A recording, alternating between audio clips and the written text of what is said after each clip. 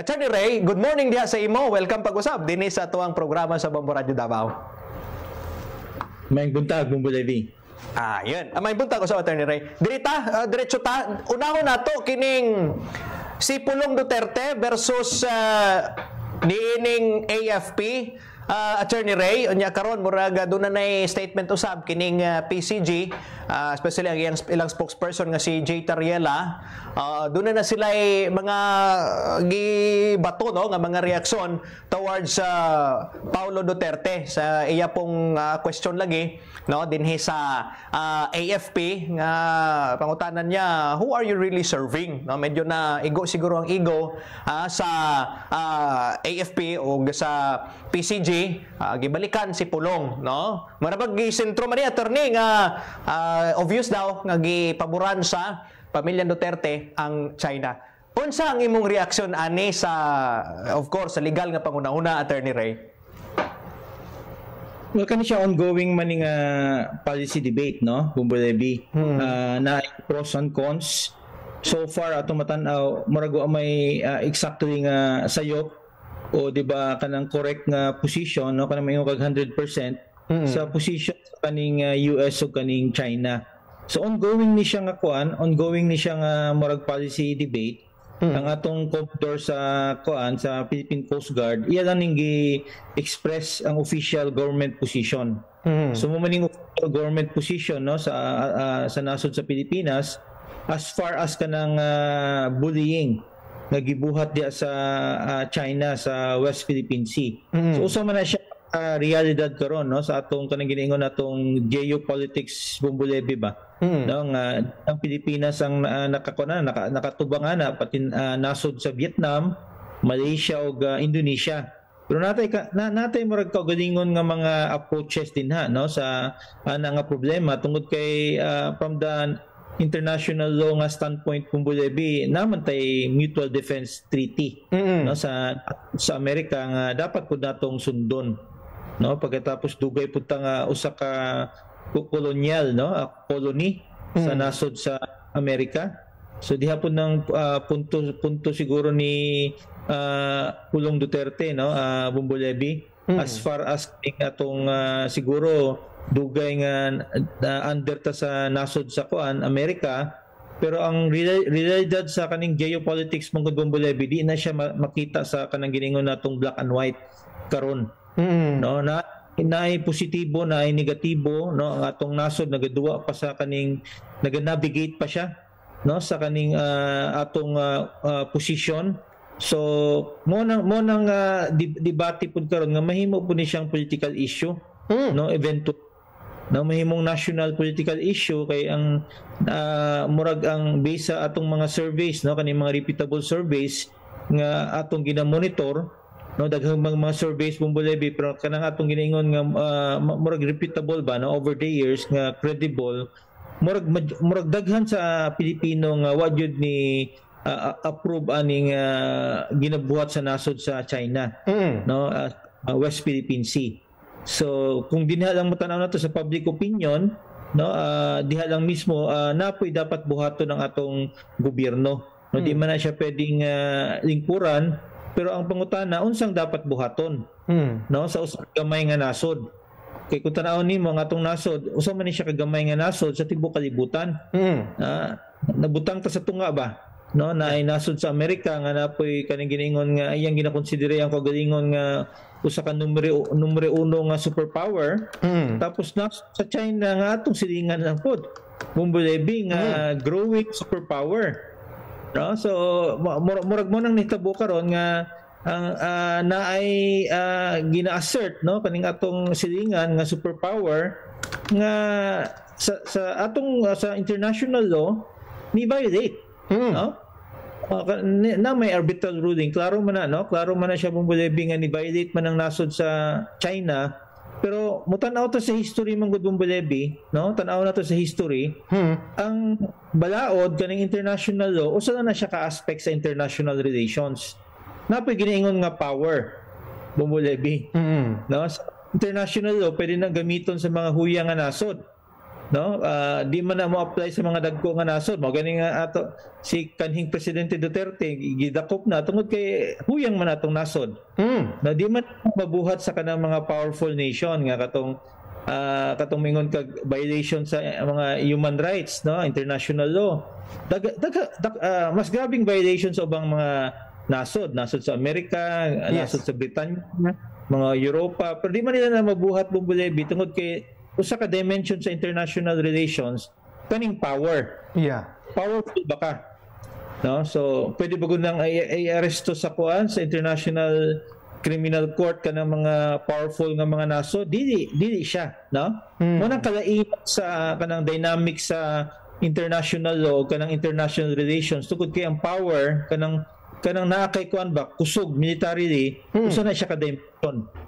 So diha na to tan-awon ang atong positioning as usa ka gamay nga nasod, asa ta mo navigate sa duha ka superpower. No, kay sakto man na may international law, no, pero sa tinuod lang kanang international law usa lang na siya ka dimension. Tungod dagko nga mga nasod wa man nagasunod og international law. Ang ilang ginakonsidera powerful me. Iyon.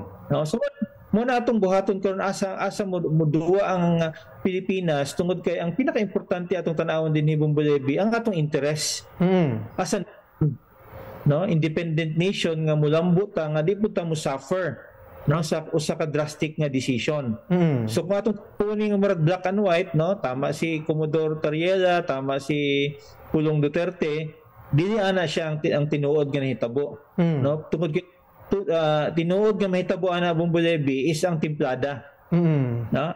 Final nga timplada pagkatapos napoy gamay nga politika, no? Nga mahitabo. Oo. Pero attorney, dito ka ganyan, no, sa katong survey lagi nga of course ginakondena man ning kalihukan sa China, ning Chinese Coast Guard, medyo nagabaan gani sila tong nilabay lamang bulan katong nagkabangga hino ang ilang Navy o ang ilang Coast Guard, no, indikasyon to nga grabe nga lang pampambuli diha. Pero ang mga tawo karon murag trace gyud pod sa historical background ni ining duha ka nasod, Attorney Ray. Gina-trace nila nga puro man din ni pagpangnegosyo di ay ning ginabuhat sa China even before, no, mga trade history sa Pilipinas. Pero it was the US ang nag-exploit sa mga Pinoy kaniadto, gisakop nila ang Pilipinas. So murag ani ba? Ay tama bitaw, no? Ingan ang ginahimong bully sa China, nahimo tang kuan dinhi, nahimo tang catch basin hino, no, nining kalagot sa China batok Amerika, nahimo tang ground. Pero kung atong tanawon murag dili nga na kadako ang sala sa China sa ato compared sa nahimo sa Amerika, pero ang big bro na to ay konsidera ang Amerika. Makatarunganon ba rin nga mga punto, Attorney Ray? Yes, historically ang aggressor is ang nasod sa Amerika. Na ani mo nagabasa tag history ang kuan ang ilang justification, no, kanang giingon nila manifest destiny. Wala man nagiingon sa Amerika nga sakupo namo ni mga nasod tungod kay mo na among destiny. No, mga musakop sila, no, sakop nilang Mexico, no, diri sa Pilipinas. Pagkatapos kung imong tan-awon ang mga grabing kanang giningon nga human rights violations sa diri sa Mindanao, ang perpetrator nasod man sa Amerika. Na in fact kalibre 45 diri man na invent, no, sa Mindanao tungod lagi aning mga moro nga mga resistance. Nung historic panahon nimo ang nasod sa China di pa man siya aggressor. Wala siya history of aggression. No, yung history is more of cultural kaning trade.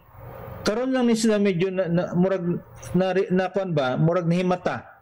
No, tungod na pusoy ko galingon nga interest nga protection na, no, labi na kaning South China Sea, importante man gani nga sea lane pud sa ilaha. Nga kung i-cut off Bumbulebi, sigurado dako ang pagbagsak sa ekonomiya sa China. So mo na posturing din haba na ilang gina proteksyonan tungod kay kung i-cut off na, no, sa ubang mga powerful nga mga navies, nabuhat naman na sa unang history, no? Kumubasa tag history manggod Bumbulebi kaning nasod sa China, gitabangan man ni sa mga nasod sa Europa sa una. Blockade nila ni, no? Naval blockade. No, tungod kay sa una di man gusto mo negosyo ning mga incheck no kay nasod sa China, ang gibuhat sa nasod sa mga Europa ilang gi-blockade ni submit ang nasod sa China. So historically daghan nig murag kuan ba, daghan nig mga tan-aw nimo murag kanang giningon nilang wrongs ba, historical wrongs ang nasod sa China kay gikuan man ni daog-daog ni sa nasod sa Japan pod. So kani siya recent na ning nahitabo sa tuwa ba no kaning ilang aggression no so-called nga aggression nga dapat atong aksyonan pod. Pero in terms of kaning aggression no sakto ka din ha between sa duha ka superpower mas violente ning nasod sa Amerika. No except kung bulebi nga kita manggod na edukar sa kon ba sa US nga way of thinking pagkatapos kaduha ang pinakadako nga naga-contribute sa atong mga remittances no sa atong ekonomiya gikan sa nasod sa Amerika in fairness no so saan siya kanasod nga naga position itself as a kanang democracy no kaning free ang ideas na in fact kadaghanan sa atong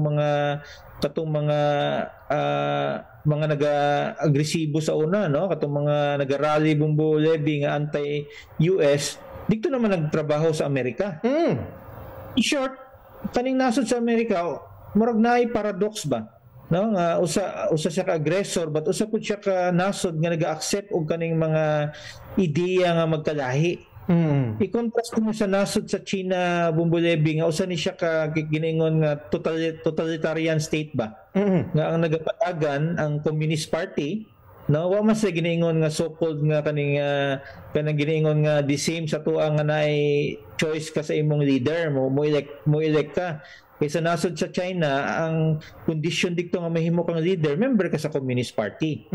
So mo na siya dynamics karon bumbulebi ba kung tan-aw nimo murag naay pros and cons no i-analyze nimo di siya ka anak ka simple complicated siya pagkatapos di lang po nato ingnon nga mo rely ta sa kanang giningon nga arbitral ruling kay kung imong buhaton na lahi mga approach sa nasod sa Vietnam kumpara sa nasod sa Pilipinas no ang ingon nga sa ubang eksperto mas effective daw ang nasod sa Vietnam kumpara sa nasod sa Pilipinas kaysa tuwa every time nga naay gamay nga bikil do din ha no ginabuhat man na sa nasod sa China po sa ubang nasod ang atoa i-expose no ikundina ang kuan ang nasod sa China ang sa Vietnam dahil ilang approach kay pareho man silang communist country no pero nagaingon ang uban nga mas effective daw ang approach sa nasod sa kuan sa Vietnam nga maskin ginakontra niya ning nasod sa China ang ilang constructive engagement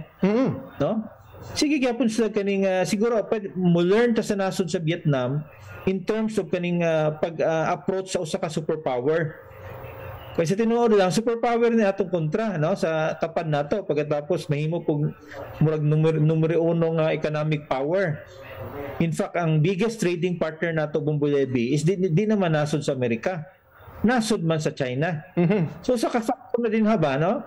Ang usa padalaga kaning remittances no nasod sa Amerika number 1 siya pero ang usa pod pinakadako nato nga trading partner na just in case kung tanggalon na bumbulebi mangita tag mga atong mga unsa po destination sa atong mga produkto so nabutang ta sa tunga karon bumbulebi ang usa number 1 nga trading partner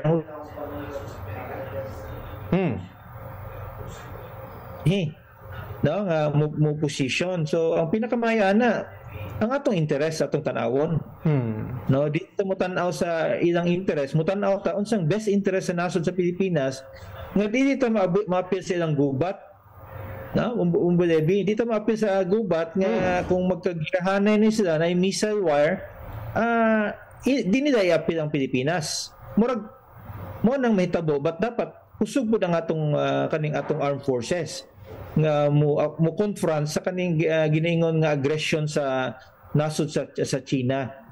But politicized pod. No, murag mingon nga kung Duterte ka pro China ka, no? Pagkatapos Bongbong Marcos ka pro US ka, dapat diliana siya atong ang tan-aw nato kanang ginaingon nga nuances, no? Sa reason nga dapat diliana ang ang positioning.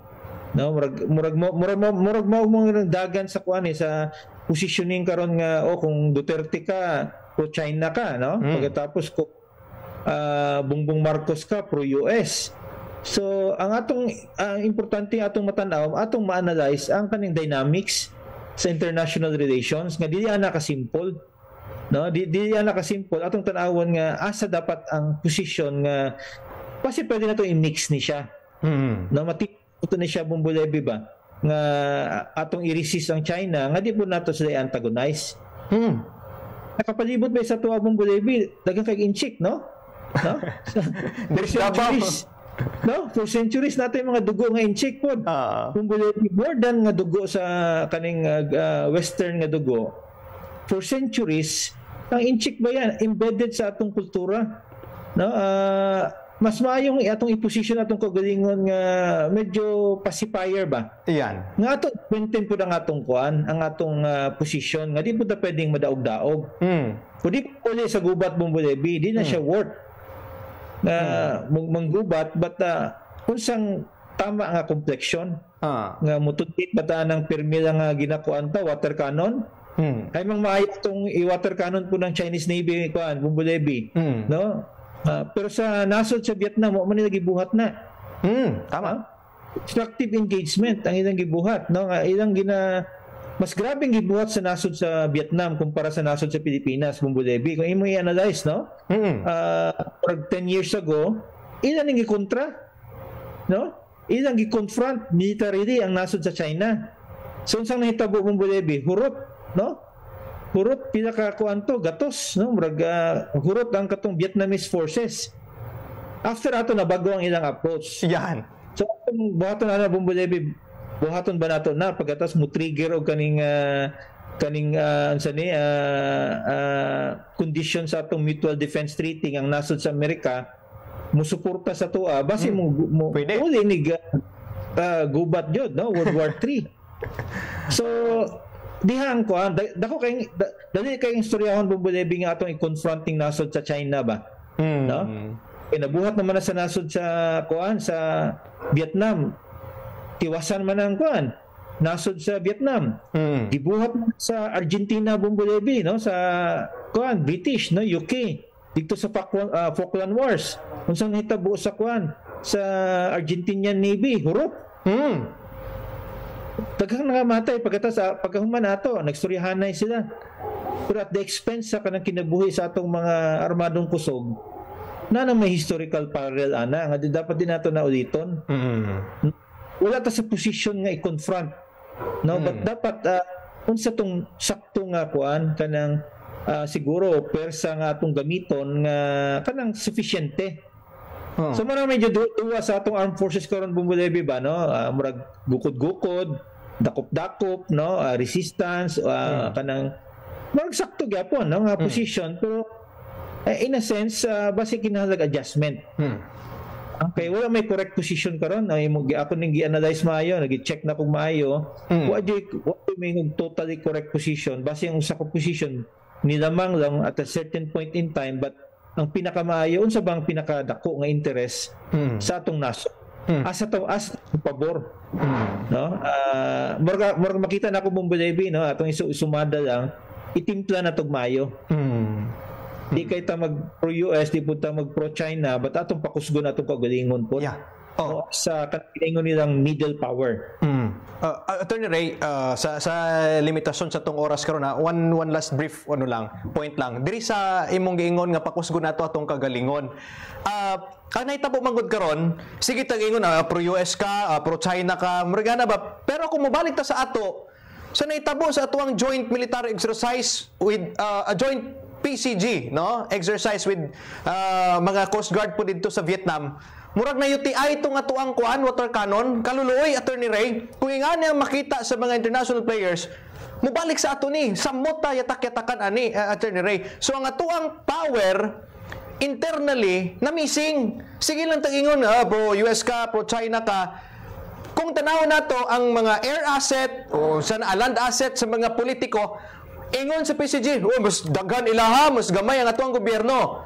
Something nga dako kayong problema diri, Attorney Ray. Unsay imong reaksyon ani? Yes, na point no kay katong kwarta nga gipangawat kung gigamit tong panggastos sa atong armadong kusog dako to nga factor Bumbulebi. Billions song gipangawat no. So katunat nato impact no, in fact kung atong tan-awon tong mga news reports mas kuyaw pa ni si Saldico. Oo. Kay Agosta nga kuan katong helicopter nga modern kayo. No? Murag people's money to Bumbulebi ba no? Nakuha sa palit sa helicopter nga usa ka almost 1 billion. No? So kana importante pud nga siguro unlike mo sa Vietnam nga communist ni sila naga ang ilang voice one na lang jud siya. Solid jud siya. No nga anti-China. Pero di pud nila gustong ipahiya ning superpower.